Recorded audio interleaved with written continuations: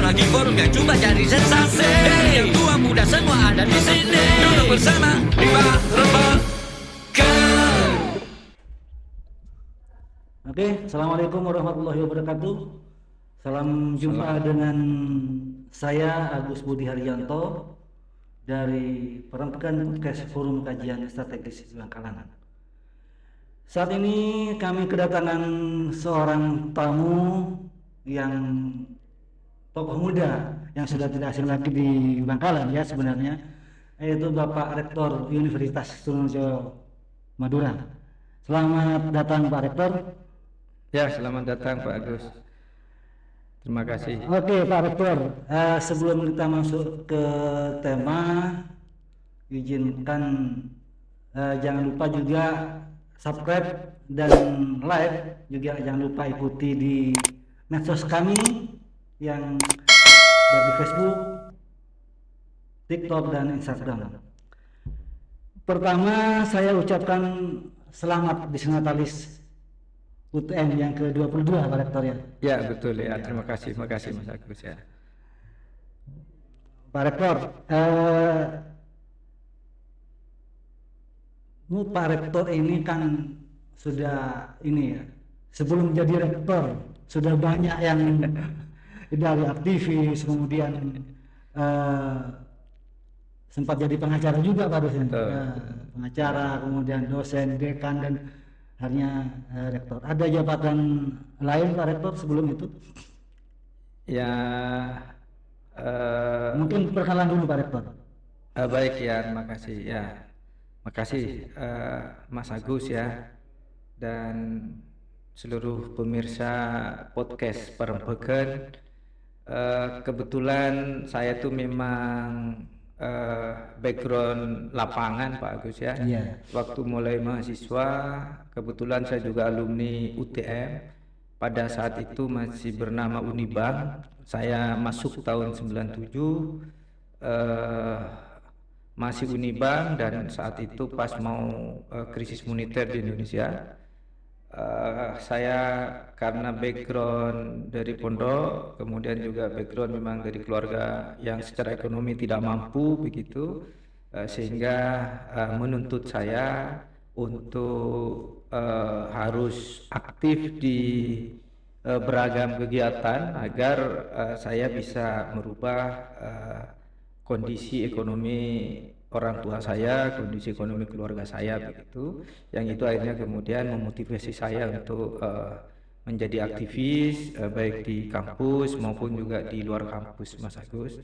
Dan ternyata pengalaman aktivis pada saat itu membawa saya kembali ke kampus, karena saya sebelum kembali ke kampus saya pernah di LBH Surabaya, pernah juga di KPU ya, dan berbagai NGO Pak Agus, khususnya yang bergerak di bidang demokrasi dan hak asasi manusia. Nah pada akhirnya kemudian tahun 2003 akhir saya diminta oleh salah satu pimpinan UTM saat itu. Jadi kan saya masuknya 97 ya, saya wisuda itu sebenarnya lulusnya 2001, tapi karena 2001 tidak ada wisuda, jadi saya baru wisuda itu Maret 2002.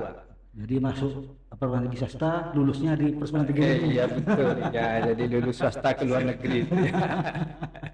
Sakti lah.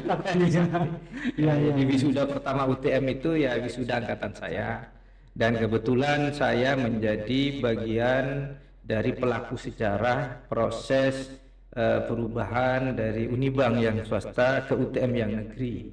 Karena pada saat itu di UTM itu terjadi konflik Pak Agus ya, akibat krisis moneter, itu juga berdampak kepada Unibang saat itu, karena Dewan Penyantun saat itu kan ya banyak dari ini ya dari orang Jakarta begitu, dan perusahaannya ikut terdampak akibat krisis moneter, sehingga berdampak juga pada Unibang. Nah, kemudian terjadi konflik saat itu yang cukup keras menurut saya, dan alhamdulillah mahasiswa saat itu ditakdirkan memilih posisi yang tepat begitu bagus, karena kita diajak oleh kedua pihak yang berkonflik itu untuk bersama-sama mereka, oleh yayasan termasuk oleh rektorat dan dosen-dosen. Nah, kita saat itu memilih untuk tidak berpihak ke salah satunya, kita memilih sikap untuk menyatukan keduanya itu. Karena menurut kami keduanya itu sama-sama punya potensi, ya, sama-sama punya kelebihan untuk bersama-sama menyelamatkan Unibang. Yang saat itu sebenarnya penegrian bukan satu-satunya pilihan, tapi setelah krisis atau konflik itu terus berjalan, akhirnya kemudian sampailah pada satu titik bahwa satu-satunya penyelamatan ini adalah penegrian. Nah, untuk bisa menegrikan, dua kelompok ini tidak boleh berkonflik, karena kalau berkonflik seperti ini nggak mungkin negara mau menerima. Maka ini harus didamaikan, ini harus disatukan. Nah, alhamdulillah akhirnya dengan pertemuan yang cukup intens di sekber mahasiswa, Pak Agus. Jadi pertemuan antara yayasan dan kubu dosen-dosen saat itu di sekber mahasiswa. Nah, alhamdulillah kemudian akhirnya disepakati untuk menghentikan konflik itu dengan membentuk tim bersama saat itu. Jadi ada perwakilan yayasan, ada perwakilan dosen-dosen, ada perwakilan mahasiswa. Dan kebetulan karena saya sebagai presiden mahasiswa saat itu, saya yang mewakili dari perwakilan mahasiswa itu untuk mengurus proses penegrian ke Jakarta itu. Dan alhamdulillah dalam relatif waktu yang tidak lama, karena ya ini jalannya takdir ya, walaupun dari sisi persyaratan masih cukup jauh untuk memenuhi, tapi kebijakan politik menyelamatkan Unibang saat itu ya tidak lepas dari peran Pak Mahfud MD. Saat itu orang kepercayaan Gus Dur dan posisinya sebagai Menteri Pertahanan, tapi mengurus Unibang ya Pak. Oke, Pak Rektor. Jadi dari sebelum perjalanan itu sekarang akhirnya Dr. Safi SHMH ini telah menjadi rektor. Ya. Dan ada jabatan lain Pak Rektor? Ya, kalau di luar ada beberapa sesuai dengan profesional saya Pak Agus ya. Tapi tentu fokus utama sekarang adalah ke pengembangan institusi UTM ya. Apalagi ini kita akan transisi ya. Di usia yang ke-22 ini dengan para pimpinan yang baru, alhamdulillah diberi hadiah oleh pemerintah Republik Indonesia, tidak lepas juga dari upaya ya dari pimpinan sebelumnya di bawah kepemimpinan Pak Sarif begitu, dan tepatnya tanggal 22 Mei kemarin UTM ditetapkan sebagai perguruan tinggi negeri dengan pengelolaan keuangan Badan Layanan Umum. Ya, dan itu tentu butuh fokus, butuh kerja keras untuk menyiapkan seluruh instrumen yang dibutuhkan dalam rangka implementasi Badan Layanan Umum itu. Jadi kita konsen dan fokus untuk penyiapan seluruh dokumen dalam rangka melaksanakan implementasi BLU secara kafah, ya, secara keseluruhan. Semoga tidak membutuhkan lama Pak Gus. Sambung doanya semua juga kepada para pemirsa. Terus pasti dengan terpilihnya Dr. Safi ini ada visi misi. Betul. Yang akan diperjuangkan. Ya. Apa itu? Ya, yang jelas visi misi yang harus saya laksanakan itu yang utama adalah yang sudah tertuang di dalam Restra Pak Gus ya, yaitu untuk menjadikan UTM ini sebagai kampus yang bereputasi unggul dalam melahirkan lulusan yang memiliki daya saing nasional dan internasional dan berakhlakul karimah. Nah, kemudian dalam visi misi saya sebagai calon rektor kemarin itu saya coba tuangkan dalam bentuk rumusan ya istilahnya world class university. Jadi kita akan mendorong UTM ini masuk di dalam 500 kampus kelas dunia itu. Makanya sambung duanya ya, sambung duanya. Jadi insya Allah di tahun ini kita sudah kemarin hari Jumat kemarin ya pas di di peringatan Disnatalis kita submit 7 program studi untuk mendapatkan akreditasi internasional FIBA-A yang berpusat di Jerman. Dia sambung doanya sehingga ke-7 prodi yang kita ajukan ini, yang sudah kita submit ini disetujui semua begitu dalam rangka untuk mengangkat ya performance institusi Universitas Trunojoyo yang tidak hanya berdaya saing nasional, tapi harapannya juga memiliki daya saing internasional dengan memiliki beberapa program studinya yang saat ini 7 itu akreditasi internasional. Semoga disetujui semua lah. Amin. Oke, Pak Rektor, UTM ini akan ada di Bangkalan. Ada di Kabupaten Bangkalan ya. Betul. Ya. Tentunya juga tidak boleh lepas ya perhatiannya terhadap kabupaten ini. Betul. Nah, bukan hanya kabupaten, Pak. Madura bahkan Indonesia. Iya. Nah, begini Pak Rektor, sesuai dengan tema yang sudah disampaikan Pak Rektor, reformasi birokrasi dan penataan kelembagaan di khususnya PMK Bangkalan. Nah, pemerintah pusat ini kan dengan mereformasi birokrasi ini kan tentunya ada keinginan yang hendak dicapai. Paling tidak itu adalah good governance. Bisa dijelaskan itu Pak Rektor?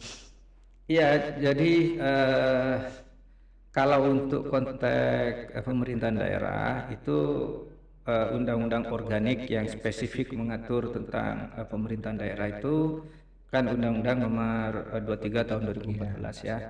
Ya, tapi itu kan tidak bisa dilepaskan dengan peraturan perundang-undangan lainnya, diantaranya juga yang berkaitan dengan ASN yang di dalamnya punya semangat untuk melakukan reformasi birokrasi.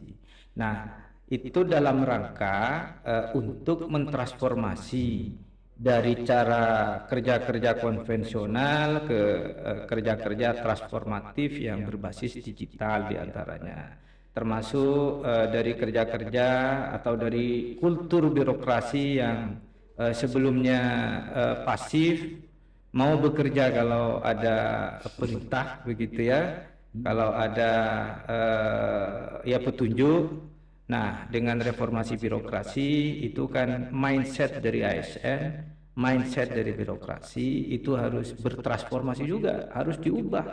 Yang mindset awalnya kalau nggak ada perintah nggak mau bekerja, nah sekarang harus proaktif, harus kreatif, harus inovatif. Tapi tentu semuanya tetap harus didudukkan pada institusi pemerintahan daerah. Artinya tetap harus di bawah koordinasi kepala daerah gitu. Tapi yaitu tadi harus proaktif, harus kreatif dan harus inovatif dalam rangka untuk menggali potensi daerah, dalam rangka untuk meningkatkan daya saing daerah. Nah, disinilah pentingnya perguruan tinggi.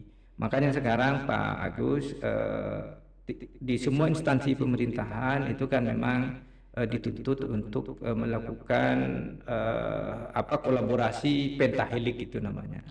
Ya, jadi tidak bisa instansi pemerintah itu hanya bergerak sendiri, tapi harus berkolaborasi dengan instansi pemerintahan lainnya. Tidak bisa pemerintah daerah itu berjalan sendiri, tapi harus berkolaborasi dengan instansi pemerintah lainnya, termasuk pendidikan tinggi. Nah, termasuk kita pendidikan tinggi, jadi tidak bisa juga berjalan sendiri. Ya, makanya saya punya kewajiban untuk melanjutkan apa yang sering disampaikan oleh rektor sebelum saya ya, oleh Pak Sarif itu, yang punya keinginan UTM itu tidak ingin menjadi menara gading, tapi yang diinginkan adalah bagaimana UTM itu menjadi menara air yang mengalirkan kebaikan, kemanfaatan kepada masyarakat sekitar, khususnya kepada bangsa dan negara pada umumnya. Nah, kewajiban saya adalah bagaimana aliran air yang dialirkan oleh UTM, aliran kebaikan, aliran kemanfaatan itu semakin deras begitu dan mengalirnya semakin jauh. sehingga kemanfaatan itu tidak hanya dirasakan oleh Bangkalan, tapi bagaimana dirasakan oleh Madura, dirasakan oleh bangsa Indonesia. Nah, tadi ada hal yang menarik yang disampaikan oleh Pak Rektor ya, tentang mindset ASN Ya. dan inovasi serta inovatif. Ya. Nah, kemudian dalam pelaksanaan reformasi birokrasi ini, mungkin hal itu menjadi kendala yang utama. Terus itu bagaimana solusinya, Pak? Iya, jadi menurut saya itu kan memang seseorang berbuat itu kan didorong ya, atau digerakkan oleh apa yang ada di pikirannya, kan begitu ya. Kalau ada apa, ada pepatah yang mengatakan bahwa Anda adalah apa yang Anda pikirkan, kan gitu. Artinya kita ini akan digerakkan oleh apa yang ada di pikiran kita. Nah, apa yang ada di pikiran kita itu yang kemudian kita sebut sebagai mindset itu. Nah, ASN kita itu dalam pengamatan umum saya, Pak Agus ya, sependek yang saya ketahui itu banyak mindsetnya itu jadi ASN ya sebatas mencari kerja. Ya, karena mencari kerja maka tujuan utamanya itu adalah dapat gaji, tujuan utamanya adalah profit, kan begitu. Nah, ini yang akhirnya kemudian mendorong kerja-kerja mereka ya akhirnya apa ya, ya pragmatis dan pasif begitu, yang akhirnya membentuk kultur kerja yang seperti itu. Dan bahkan juga karena profit yang menjadi orientasi, tidak jarang juga koruptif akhirnya, kan begitu. Koruptif akhirnya, sehingga apa yang dikerjakan itu jauh dari apa yang menjadi tujuan negara yang tertuang dalam alinea keempat pembukaan UUD 45. Nah, makanya mindset ASN yang kebanyakan mencari kerja itu harus dirubah. Jadi mindsetnya harusnya adalah pengabdian untuk memajukan negara, sehingga dibayar atau tidak dibayar dia akan terus bekerja, kan begitu. Dan sumpahnya sebenarnya itu sudah. Apa begitu harus ada aturan khusus yang harus dilakukan oleh bupati atau peraturan bupati atau gimana? Sebenarnya kalau aturan itu sudah ke sana. Sumpah ASN itu kan itu. Oh iya. Sumpah ASN itu kan mengabdi untuk memajukan negara, mengedepankan kepentingan umum di atas kepentingan pribadi dan golongan, kan begitu. Itu tekstualnya sudah begitu, Pak Agus. Cuma itu tidak menjadi mindset. Yang menjadi mindset itu yaitu tadi mencari kerja. Jadi pembukaan kebutuhan formasi CPNS, P3K itu dianggap lowongan kerja sebagaimana perusahaan membuka lowongan kerja begitu ya.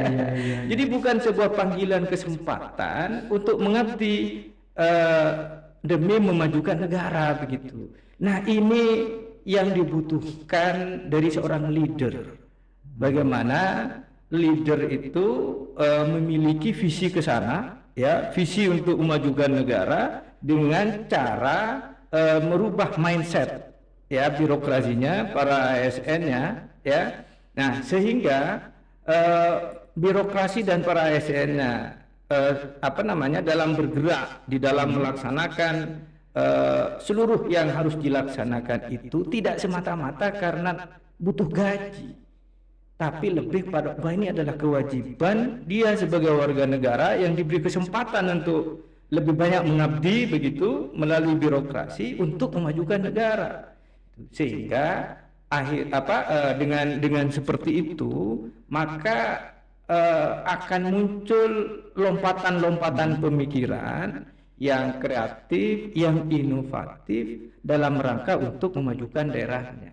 Jadi ya butuh leader itu, ya. Jadi butuh leader yang visioner, yang progresif, ya, yang yang kreatif, yang inovatif, yang mampu menggerakkan birokrasi sesuai dengan visi misinya itu. Ya, visi dari tujuan negara itu. Gitu ya. Di konteksnya adalah leader. Betul. Leader ya. Betul. Leader. Ya. Leader seperti apa, Pak? Karena secara personal misalnya birokrasi ASN itu dia mindsetnya adalah untuk memajukan daerah, ya. Tapi kalau tidak didukung oleh kebijakan dari leader, ya bisa tidak maksimal juga gitu. Maka harus dari leader kan begitu ya, harus dari leader. Nah, syukur-syukur kemudian leadernya punya visioner, progresif, kemudian didukung oleh birokrasi dan seluruh ASN yang dimiliki juga memiliki visi yang sama begitu. Ya. Kalau menurut saya sih kuncinya memang di leader. Di leader ya. Kuncinya di leader. Karena kebijakan itu ya ada di leader. Iya. Nah, ini lagi Pak Rektor. Apa kelembagaan di birokrasi. Kemudian kalau dikaitkan dengan reformasi birokrasi ini menuju ideal seperti yang ada sekarang ini, menurut Pak Rektor gimana? Apa ya, sebenarnya kalau menurut saya Pak Agus ya, kalau dari sisi struktur pemerintahan, dari sistem sistem birokrasi yang ada itu sebenarnya tidak jelek-jelek amat ya, tidak jelek-jelek amat. Cuma sistem yang ada itu kan harus ditopang oleh visi leader dan oleh kinerja birokrasi gitu. Nah, seringkali karena visi dari seorang pemimpin itu tidak jelas begitu ya. Nah, akibatnya kebirokrasian juga menjadi tidak jelas. Ya, akhirnya yang ada itu human capital misalnya, kemudian capital resource yang dimiliki itu akhirnya tidak jelas tidak jelas manfaatnya. Jadi mungkin anggaran yang dimiliki capital resource yang dimiliki misalnya atau APBD yang dimiliki terserap semua, tapi apa dampaknya pada pembangunan, apa pengaruhnya terhadap peningkatan kesejahteraan masyarakat misalnya, jadi menjadi tidak jelas itu. Jadi akhirnya akan banyak kegiatan-kegiatan itu yang sifatnya hanya rutinitas, yang orientasinya itu hanya outcome, yang orientasinya hanya output, tapi outcome-nya tidak ada gitu. Nah, disinilah pentingnya seorang pemimpin yang visioner, yang orientasinya pada outcome itu, bahwa seluruh kegiatan yang dilaksanakan, seluruh penggunaan anggaran yang ada itu harus punya dampak untuk pada peningkatan kemajuan daerah, harus punya dampak pada peningkatan kesejahteraan masyarakat, termasuk diantaranya adalah misalnya pengurangan angka pengangguran, pengurangan kemiskinan, kan seperti itu. Jadi harus terukur begitu. Tidak sebatas yang penting sudah terlaksana, ada output sebagai pertanggungjawabannya, selesai. Apa itu karena tidak adanya apa yang katanya orang the right man on the right place ya. Right man on the right place. Ya. Apa itu karena hal itu di Bangkalannya. Ya, itu penting juga, dan itu memang bagian dari prinsip good governance ya, melalui reformasi birokrasi itu, yaitu adalah peningkatan kompetensi ASN. Makanya kan sekarang itu kan ada kebijakan fungsionalisasi ASN ya. Eselon 3 ke bawah itu kan dihapus sekarang. Kalau kampus kan sudah menerapkan itu. Ya. Kalau di Pemda kan masih berhenti di eselon 4 yang dihapus. Eselon 3 kan masih ada. Kalau di kampus sudah eselon 3 sudah nggak ada Pak. Jadi sudah difungsionalkan semua. Nah, itu kan orientasinya adalah pada penciptaan kompetensi ya. Kompetensi SDM yang dimiliki itu. Jadi misalnya ini Bangkalan itu hasil analisa SDM-nya ya, berdasarkan potensi yang ada di Kabupaten Bangkalan, permasalahan yang ada, itu kemudian misalnya tenaga-tenaga yang memiliki kompetensi apa yang dibutuhkan, kan begitu anunya, sehingga SDM yang dimiliki itu diarahkan ke sana. Jadi diarahkan pada kompetensi dalam rangka untuk menyelesaikan problem-problem yang dihadapi, kan seperti itu Pak Agus. Sebenarnya dari sisi regulasi itu sudah ke sana gitu ya, sudah ke sana. Nah, cuma memang dalam prakteknya itu banyak yang tidak memperhatikan prinsip the right man on the right place itu. Jadi tidak jarang orang yang basic kompetensinya ini tapi ditempatkan di kompetensi di posisi yang tidak nyambung dengan kompetensi keahliannya misalnya. Ya, itu memang ada kaitannya kepemimpinan juga akhirnya. Iya, ujungnya ke sana. Ujungnya ke sana. Iya, makanya harus visioner. Memang ini visinya kemana gitu. Iya. Satu periode kepemimpinannya itu apa yang akan diwujudkan, kan begitu. Ya, Pemimpin kan memang harus di seperti itu. Bangkalan ini kan sekarang banyak informasi bahwa OPD ini sering tidak mengindahkan apa yang diinginkan oleh pimpinannya. Itu apa faktor memang OPD-nya yang memang sok pintar sendiri atau karena memang faktor pimpinannya? Ya, jadi bisa jadi OPD yang tidak mengindahkan apa yang diinginkan pimpinannya, atau pimpinan yang tidak punya arah, OPD-nya itu mau diarahkan kemana kan begitu. Kalau OPD-nya yang tidak mau bergerak sesuai dengan visi pimpinannya, maka tentu seorang pimpinan itu punya kewenangan ya untuk mengevaluasi pimpinan OPD itu. Jadi kalau yang OPD itu tidak bergerak sesuai dengan arah dari visi yang ingin diwujudkan, ya maka segera evaluasi, segera koreksi agar berjalannya OPD itu ya sesuai dengan visinya, kan begitu. Ya, jadi jangan sampai visinya menjadi visi kosong karena tidak diikuti oleh OPD. Karena sebagai pimpinan dia sudah dilekati atribusi untuk mengevaluasi bahkan memberhentikan pejabat-pejabat yang ada di UPD kalau tidak bergerak sesuai dengan ketentuan perundang-undangan, sesuai dengan visi yang ingin diwujudkan ya, yang tentu tidak boleh keluar dari tujuan negara. Memberhentikan maksudnya dimutasi atau memang secara diminta secara ini? Ya, tentu kan sesuai dari kadar kadar kesalahan ya, berdasarkan hasil evaluasinya itu. Nah, itu dia tidak bergerak sesuai dengan visinya itu, dengan visi pimpinannya ya, karena memang dia tidak memiliki kompetensi di situ, atau dia memang tidak mau sejalan dengan visi pimpinannya, kan begitu. Ya, itu tergantung hasil evaluasi, sehingga dia harus cukup dimutasi, atau dia didemusi, atau malah di PTDH begitu. Oke,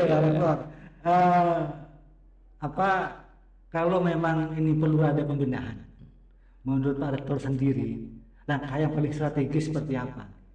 Menanggulangi, ya kalau boleh saya katakan dengan kondisi yang ada, carut marut ya. Apa langkah strategis menurut Pak Rektor? Ya, makanya menurut saya Pak Agus, langkah pertama yang harus dilakukan oleh seorang pemimpin ya, kalau ini daerah, oleh seorang pimpinan daerah, itu tetapkan dulu apa yang mau dicapai dalam satu periode kepemimpinannya itu, dan kemudian secara bertahap tiap tahunnya itu apa yang akan dicapai, kan begitu. Nah, kemudian setelah ditetapkan, ini tentu harus berdasar pada konstitusi ya, dan peraturan perundang-undangan turunannya, tidak boleh keluar dari tujuan negara gitu ya. Nah, setelah itu ditetapkan, maka kemudian dia kan sudah dilengkapi dengan perangkat. Ya, ada sekda, kan begitu ya. Kalau di tingkat daerah ya ada sekda, kemudian ada asisten, ada kepala dinas, ada kabak, macam-macam itu, kan begitu. Nah, jadi kalau ini sudah ditetapkan ya, apa yang mau dicapai, dan itu juga harus diikuti dengan analisa masalahnya ya, masalah yang ada yang mungkin akan menjadi kendala tercapainya tujuan itu apa, kan begitu. Nah, sehingga kemudian berikutnya dia harus bisa menempatkan orang-orang yang tepat sesuai dengan visi yang akan dituju, sesuai dengan masalah yang dihadapi begitu. Itu harus disesuaikan dengan kompetensi orang-orang yang akan dia tempatkan. Kan ya. Nah, kalau ternyata misalnya yang namanya manusia ya kan tidak mungkin langsung benar semua, maka harus selalu dilakukan evaluasi. Kan begitu ya, sebagaimana teori manajemen itu kan. Jadi kan ada planning, ada evaluating, kan begitu ya, kemudian ada evaluating, kan begitu ya, itu harus dilakukan terus menerus itu ya. Kan evaluasi kan tiap tahun Mas. Laporan pertanggung jawab per tahun kan ada laporan yang di DPR. di situ maksudnya kan harus berarti apa ada program di situ? Ya, itu apa yang banyak berjalan prosedur yang ada selama ini itu kan banyaknya bersifat formalitas ya. Jadi hanya berhenti di formalitas. Itu yang saya katakan di awal tadi, karena mindsetnya itu mindset bekerja, bukan mindset mengabdi untuk memajukan negara, sehingga akhirnya yang penting secara prosedural rutinitas terpenuhi sudah begitu, tidak berpikir pada dampaknya, pada outcome-nya itu tadi. Jadi berhenti di output gitu, tidak melihat pada ini ada manfaatnya apa tidak, ini memajukan daerah apa tidak, ini mengarah pada pencapaian visi misi apa tidak. Jadi banyak akhirnya hanya berhenti di formalitas. Makanya memang butuh seorang pemimpin yang mampu mengguide ya seluruh potensi yang dimiliki, baik itu SDM, baik itu sumber daya alam dan yang lain-lain, untuk mengarah pada tujuan yang menjadi visinya itu, Pak. Iya, iya, iya. Nah, dari apa yang kita bahas ini dan tentang Bangkalan, akhirnya juga baru-baru ini Ya. dari yang terjadi di Bangkalan berdampak pada Pilkades. Itu menurut Pak Rektor faktor apa itu yang Ya karena memang ini ya struktur kehidupan sosial, budaya sosial masyarakat kita itu tidak bisa dilepaskan dari struktur pemerintahan yang ada, ya, dari struktur politik yang ada. Bahkan kalau menggunakan teorinya siapa itu ahli pedagogi Brasil itu yang dikenal dengan bukunya Pendidikan Kaum Tertindas itu, saya kok lupa namanya ya. Nah, dia mengatakan bahwa apa yang terjadi itu tidak bisa dilepaskan dari struktur politik yang berlaku begitu. Ya, jadi makanya dia membagi kesadaran manusia itu menjadi 3 tingkatan. Ada kesadaran magis, ada kesadaran naif, ada kesadaran kritis begitu. Ya, jadi kesadaran magis itu adalah kesadaran yang percaya, yang mempercayai bahwa segala sesuatu yang terjadi itu karena faktor hal-hal yang magik, hal-hal yang gaib gitu. Nah, sedangkan jadi tidak melihat pada faktor manusianya, tapi lebih pada faktor hal-hal yang magik ya, hal-hal yang gaib itu. Nah, sedangkan kalau kesadaran naif itu adalah kesadaran yang mengkaitkan peristiwa yang terjadi itu kepada individu, Jadi misalnya dia kenapa kok miskin begitu. Nah, kalau kesadaran magik itu dia miskin itu ya bisa jadi dia karena kutukan Nyi Roro Kidul misalnya. Jadi pokoknya karena sebabnya itu hal-hal yang gaib itu, hal-hal yang magik. Tapi kalau kesadaran naif itu ya dia miskin karena dia bodoh. Dia kenapa dia bodoh? Ya dia bodoh karena miskin. Nah, ini kan menjadi lingkaran setan. Ya. Nah, tapi kalau kesadaran kritis itu kesadaran yang melihat realitas yang terjadi itu sebagai akibat dari relasi struktural yang ada. Jadi kenapa dia miskin? Ya karena dia tidak bisa mengakses anggaran negara. Kenapa dia tidak bisa mengakses anggaran negara? Ya karena kebijakannya dia tidak diberi hak begitu. Ya sehingga dia tidak bisa mengakses ke sana. Yang diberi hak hanya anggota dewan misalnya ya dan lain-lain. Nah, akibat dari kebijakan yang seperti itu berdampak pada dia miskin.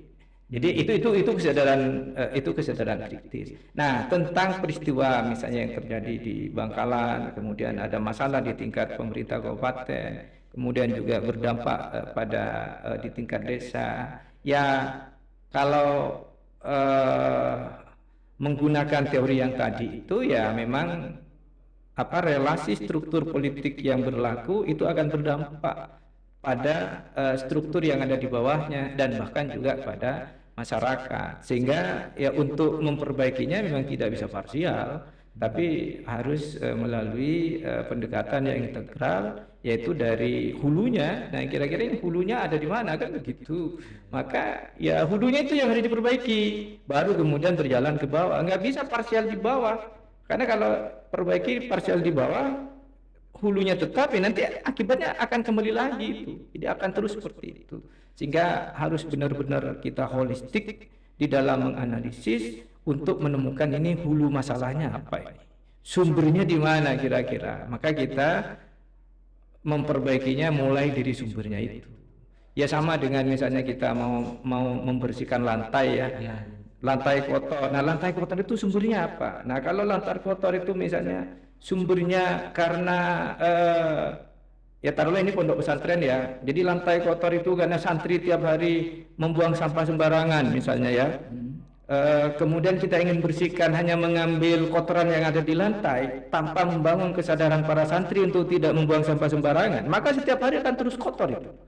Ya kan, habis dibersihkan sudah bersih nanti kotor lagi. Kenapa? Seperti budaya yang ada di Jepang. Begitu. Karena hulunya belum diselesaikan.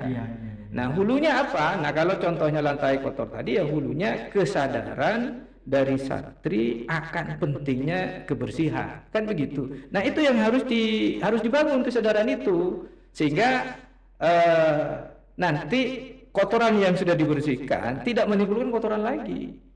Nah, jadi saya kira seperti itu termasuk di dalam relasi hubungan pemerintah kabupaten dan pemerintah desa, relasi masyarakat juga dengan pemerintahan itu. Nah, ini bagaimana cara menemukan solusi komprehensifnya? Ya kita harus lakukan analisa secara komprehensif untuk menemukan hulu persoalannya di mana. Ya, kemarin itu kasus yang terjadi ini banyak masyarakat atau pemerhati dalam tanda kutip itu berkaitan dengan aturan yang ada, seperti misalnya pembatasan calon, kemudian calon dari luar bisa masuk itu gimana Pak? Ya itu kalau untuk konteks beberapa peristiwa kekerasan yang terjadi itu memang salah satu faktor yang menyebabkan hasil analisis dan kajian UTF itu diantaranya adalah regulasi memang ya, yaitu ketentuan dalam PP 43 2014 yang di dalamnya mengatur pembatasan tentang maksimal calon kepala desa itu harus 5. Ya, akibatnya ketentuan pembatasan maksimal 5 itu banyak dimanfaatkan oleh pihak tertentu untuk menutup calon yang berpotensi menjadi rivalnya tidak bisa mencalonkan. Ya, akibat lebih lanjutnya akhirnya ya terjadi kekerasan. Jadi calon-calon yang coba dihadang itu dengan dia memborong ya. Jadi istilahnya memborong calon begitu dari berbagai daerah gitu. Yang penting pokoknya poinnya tinggi karena sesuai dengan putusan MK kan memang calon kepala desa itu bisa dari mana saja ya. Yang penting warga negara Indonesia itu. Ya, orang Papua mau calon kepala desa di Bangkalan itu kan bisa begitu ya. Sehingga akhirnya calon-calon yang ingin menjegal calon yang berpotensi menjadi lawannya itu dia akhirnya ya cari mungkin familinya, saudaranya atau mungkin temannya yang kira-kira punya poin tinggi begitu ya, pendidikannya tinggi, punya pengalaman bekerja di pemerintahan, terus usianya juga masuk dalam kategori nilai yang tinggi. Nah, itu dimajukan.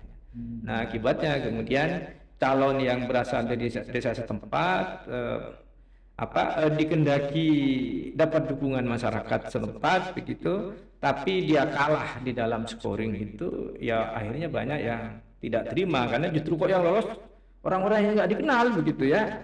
Nah, sedangkan yang dikendaki oleh masyarakat kok malah nggak lolos kan begitu. Nah, itu akhirnya kemudian menimbulkan konflik sosial dan akhirnya berujung pada kekerasan begitu. Nah, itu makanya akhirnya UTM kemarin berdasarkan kajian itu kita berkirim surat ke Mendagri, ke Presiden, termasuk ke Komisi 2 ya, ke Komisi 2 DPR RI agar ketentuan maksimal calon 5 itu dievaluasi karena menimbulkan konflik-konflik sosial yang destruktif itu, dan itu bisa jadi akan terus berulang kalau tidak ada perubahan terhadap regulasi itu. Tapi sampai saat ini belum ada tanggapan ya, apakah itu diproses atau masih belum, saya tidak tahu itu. Cuma yang jelas surat permohonan sudah kami kirim termasuk tembusan ke Presiden Ya, dia sudah kirim ke Mendagri, ke Komisi 2, tembusan ke Presiden Republik Indonesia. Itu salah satu faktor itu. Ya. Tapi itu tadi menurut saya kepemimpinan ya, leadership yang visioner, yang tegas, itu sangat penting untuk membangun kultur kerja, struktur pemerintahan yang ada di bawahnya itu. Jadi bisa jadi kendala-kendala regulasi akan teratasi dengan visi dan progresivitas dari seorang pemimpin. Ya. Ya, memang tema kita kali ini Pak Rektor akan bermuara terus kepada faktor pemimpin. Ya. Makanya dari permasalahan ini solusi konkretnya apa memang harus pemimpin yang harus ditekankan. Kemudian kalau memang itu ya memang tadi sudah disebutkan oleh Pak Rektor ya, yang punya visi misi jelas, inovatif, kreatif, tegas dan sebagainya. Nah, dari luaran yang kami tangkap itu banyak yang sebenarnya menginginkan itu figur-figur yang lebih umum. Menurut Pak Rektor gimana? Ya, untuk solusi Bangkalan ke depan. Ya, jadi kan memang secara teoritik itu ada perdebatan lebih penting mana sistem apa orang begitu ya. Menurut saya keduanya sama-sama penting. Sistem baik tapi yang menjalankan tidak baik bisa menjadi tidak baik, kan begitu ya. Orang baik sistemnya tidak baik bisa menjadi tidak baik juga itu orang. Ya, makanya menurut saya kedua-duanya itu penting. Pembuatan sistem yang baik penting, leadership atau orang ya, individu yang menjalankan pemerintahan itu juga penting diberikan kepada orang yang baik ya, orang yang baik dan bisa membaikkan, kan ada orang baik tapi tidak bisa membaikkan. Kalau pemimpin itu harus orang baik dan bisa membaikkan. Iya, jadi istilah seandainya air itu tohirun mutohirun. Jadi bukan mustakmal itu ya. Kalau mustakmal itu kan tohirun dia, tapi tidak bisa mensucikan. Itu dia suci tapi tidak bisa mensucikan. Nah, kita butuh kepemimpinan yang baik dan mampu membaikkan keadaan. Dan itu adalah pemimpin yang visioner, ya. Pemimpin yang visioner, pemimpin yang punya jiwa progresif untuk bergerak cepat membenahi keadaan. Tentu tetap harus dalam bingkai sistem yang ada, begitu ya. Nah, kalau sistemnya malah membuat kaku, membuat ribet sehingga bisa menghalangi penciptaan visi, saya kira sistem itu kan bisa dievaluasi. Tapi intinya kedua-duanya itu penting. Orang yang baik dan mampu membaikkan serta sistem yang baik itu kedua-duanya penting dan menurut saya harus berjalan dengan simultan. Kalau ditanya mana yang lebih dulu, ya tentu karena sistem itu dibuat oleh orang, yang harus kita dahulukan adalah orang yang baik dan punya kemampuan untuk membaikkan keadaan. Itu yang harus kita dahulukan. Karena nanti dia akan membuat sistem itu. Kan begitu. Dengan tetap mengacu pada sistem yang ada. Artinya, aturan secara nasional. Tentu karena kita ini negara kesatuan Republik Indonesia yang punya hukum dasar, ya hukum dasar itu yang harus menjadi pegangan kita semua. Ya, makanya saya berharap ke depan masyarakat Bangkalan, termasuk masyarakat di seluruh daerah di seluruh Indonesia, karena sebentar lagi kita ini kan akan memasuki tahun pemilu ya. Dan bahkan ini sudah masuk di tahun pemilu, tapi penentuan pemimpin atau pemungutan suara itu kan untuk pemilu nasional akan dilaksanakan di 14 Februari 2004 dan setelah itu akan lanjut di bulan November pemilihan kepala daerah di seluruh daerah di Indonesia, baik tingkat provinsi maupun di tingkat kabupaten kota. Nah, ini momentum bagi kita semua, seluruh masyarakat di Indonesia, khususnya di Madura ya, lebih khusus di Bangkalan, untuk benar-benar bagaimana kita bisa menghasilkan pemimpin yang baik dan mampu membaikkan keadaan. Jadi pemimpin yang visioner, yang punya jiwa progresif untuk mewujudkan keadilan sosial bagi seluruh rakyat Indonesia. Jadi jangan lagi mau kedaulatan kita, suara kita itu dibeli, ya, ditransaksikan, yang akhirnya dampaknya ya selama 5 tahun dan bahkan mungkin lebih, akhirnya kita tidak akan pernah menemukan perbaikan keadaan gitu, karena pemimpin yang kita pilih bukan pemimpin yang punya visi ke arah perbaikan, tapi adalah pemimpin yang telah membeli suara kita, kan begitu. Jangan menghilangkan itu, Ya, menghilangkan politik transaksional itu. ya itu memang tidak bisa bin salabin, Ya. ya itu butuh kerja-kerja kolektif dari kita semua, khususnya para aktivis, ya termasuk teman-teman media yang punya konsen untuk memperbaiki keadaan negara kita, keadaan daerah kita.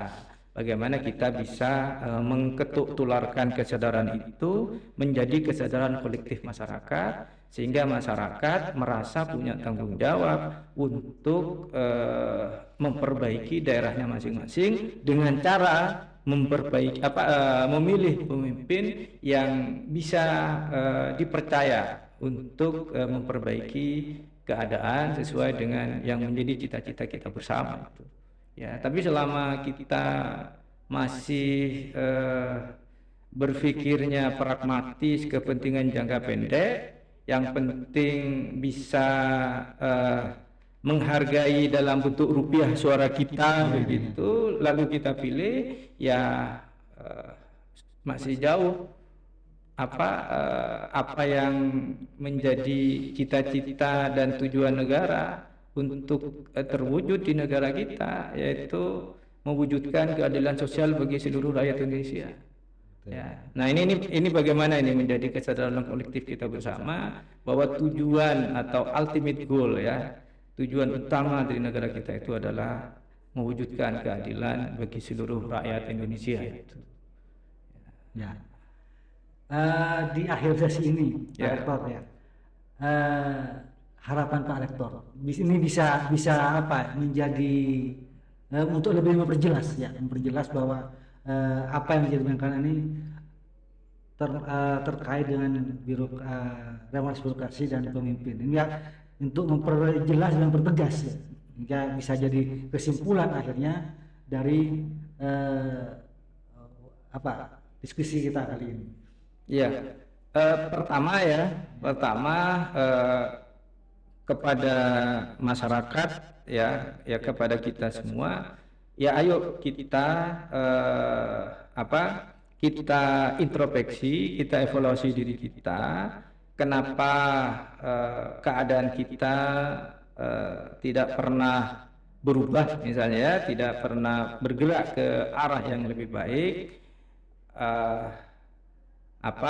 Kita introspeksi, kita evaluasi masing-masing, karena sesungguhnya apa yang terjadi di daerah kita, apa yang terjadi di negara kita itu merupakan penjumlahan total dari apa yang dipikirkan oleh mayoritas masyarakat kita itu. Kalau negara, ya masyarakat di negara kita, kalau daerah, masyarakat di daerah kita. Nah, oleh karena itu kita semua ini tentu berkontribusi. Kenapa keadaan ini kok nggak berubah-ubah, kan begitu, ya. Nah, oleh karena itu ayo kita evaluasi, kita introspeksi, kemudian kita perbaiki. Nah, hasil perbaikan itu kita nanti bangun kesadaran kolektif untuk memilih pemimpin yang menurut keyakinan kita, menurut sepengetahuan kita, bahwa pemimpin itu adalah baik dan dia memiliki kemampuan untuk memperbaiki keadaan, begitu. Nah, kepada pemimpin yang telah dipilih, yang telah diamanahi kepercayaan, tentu harus sadar bahwa amanah dan kepercayaan yang telah diberikan itu harus digunakan, harus dijalankan sebaik-baiknya sesuai dengan tujuan diberikannya kepercayaan itu, yaitu untuk memperbaiki keadaan. Maka kalau sudah diberi kepercayaan sudah menjadi pemimpin, maka harus segera lakukan pembenahan untuk memperbaiki keadaan melalui evaluasi sistem yang sedang berjalan. Jadi regulasi ini kenapa kok nggak maju-maju misalnya? Apakah ada kendala di sistemnya, ada masalah di regulasinya, segera lakukan evaluasi, atau ada masalah di penempatan SDM-nya, di penempatan orang-orangnya misalnya. Maka itu segera lakukan pembenahan, segera lakukan evaluasi sehingga di waktu yang tersedia bagi dia dalam satu periode kepemimpinan nanti itu ya benar-benar apa yang menjadi visi yang dijanjikan kepada masyarakat, dan karena itu masyarakat memilihnya benar-benar bisa diwujudkan.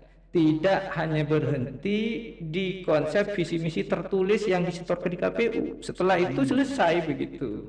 Ya, tidak hanya berhenti pada apa yang tertuang dalam teks peraturan perundang-undangan, tapi tidak diimplementasikan. Tapi apa yang sudah menjadi kebijakan tertulis ya harus benar-benar diimplementasikan, harus benar-benar diwujudkan dengan visi utamanya adalah mewujudkan keadilan sosial bagi seluruh rakyat Indonesia. Kalau sebagai bupati tentu mewujudkan keadilan sosial bagi seluruh rakyat di Kabupaten Bangkalan, sehingga di bawah kepemimpinannya bagaimana kehidupan masyarakat itu benar-benar terangkat gitu ya.